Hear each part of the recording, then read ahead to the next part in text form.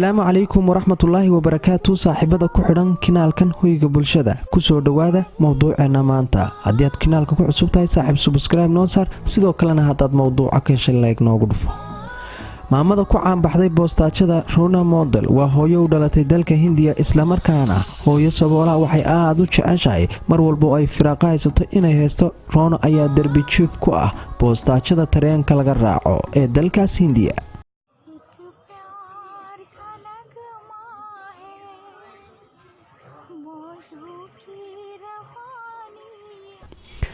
maalin maalmaha kamida ayaa iyada oo heesaysa waxaa soo dul istaagay wiil kamida wiilasha raacay tareenka boostaajada oo jiitay codka Rona Model oo markaasi ku qaadisay hees Halaaziya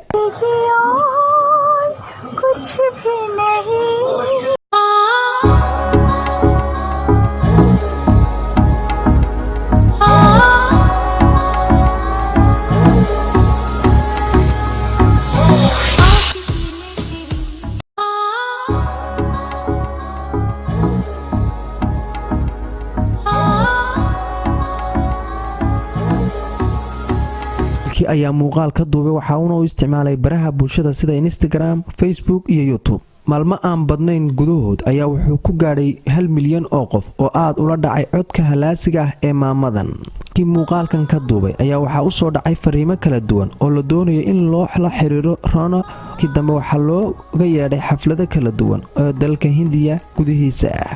waxaa markii dambe ka qayb gashay tartanka heesaha dalka Hindiya fanaanka caanka ah ee Hamish oo kamid ahaa gudiga barnaamijka dhexdhexaadinay ayaa ka helay maamadan codka halaasiga leh wuxuuna markii dambe ka codsaday inay la qaato heesihiisa hees kamid ah oo noqotay mid soo jiidatay fanaaniin ku sugnaa masraxa iyo sidoo kale dad ku kala nool dunida dacaladeeda ay ahayd maamada caan baxday ee Rona Model oo maanta aan tooshka idinku ifinay fursadda ay ku heshay Rona Model waxay tusaale u tahay hibadeeda gaarka ah inay soo bandhigatay waa macquul maalin inay ku soo mari doonto fursadan aad qofnimadaada aad ku soo bandhigan doontid saas iyo assalaamu calaykum waraxmatullaahi wabarakaatuh fi amaanillah